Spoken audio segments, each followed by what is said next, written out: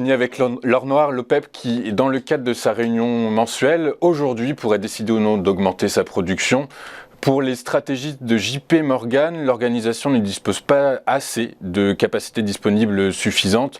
Pour ces mêmes stratégies, le Brent pourrait alors atteindre les $125 en 2022 et $150 en 2023. Antoine, vous nous parlez du WTI, mais j'imagine que potentiellement vous suivez un peu cette analyse-là ou pas ? Alors, en fait, effectivement, le Brent et le WTI, c'est vraiment les deux pétroles qui sont les plus suivis par les marchés, le WTI étant le pétrole américain. Alors, récemment, il a chuté de 23% sur ses plus hauts là en l'espace de quelques semaines. Et là, maintenant, on arrive sur un niveau assez intéressant. C'est vrai que il y a deux événements contraires qui ont fait chuter les cours.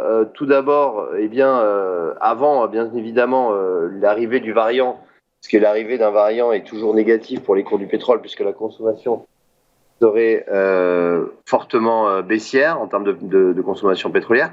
Deuxièmement, c'est un consensus qui s'est créé une décision coordonnée entre les États-Unis, la Chine, l'Inde et le Royaume-Uni, de puiser dans leurs réserves stratégiques de pétrole. Et donc, en fait, ça, c'est aussi pour faire baisser les prix du marché.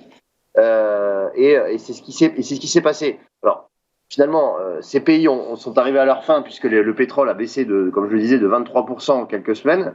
Maintenant, peut-être que la chute est trop importante, finalement, pour ces pays. On va voir, là, aujourd'hui, la réunion de l'OPEP, c'est une des réunions les plus importantes depuis le début de l'année, puisque on va voir si elle va couper dans sa production ou justement continuer à augmenter sa production. Donc, ça va être très intéressant de suivre cela. Il pourrait y avoir un rebond technique parce qu'après une baisse aussi puissante, sachant qu'on était plutôt dans une tendance haussière depuis début de l'année, on pourrait assister à un rebond technique. Mais aujourd'hui, on est toujours dans un sell-off sur le pétrole maintenant depuis plusieurs semaines. D'accord, donc la réunion de l'OPEP pourrait par contre inverser cette tendance et propulser les cours à la hausse si l'OPEP décidait de ne pas ouvrir les vannes, puisqu'il semblerait qu'elle n'ait pas les capacités suffisantes de pouvoir répondre à la demande mondiale. Merci.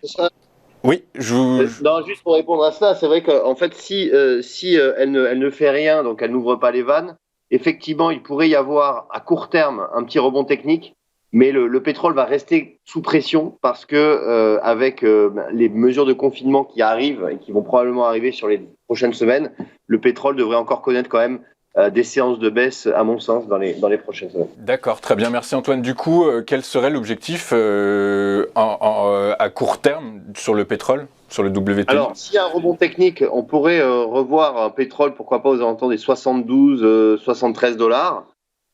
Ensuite, si en revanche, mais ça se passait mal, on a un premier niveau de support à 61,60 $, 61 dollars, pardon, 61,60 $. Et ensuite, on aurait plutôt aux alentours des 55 dollars.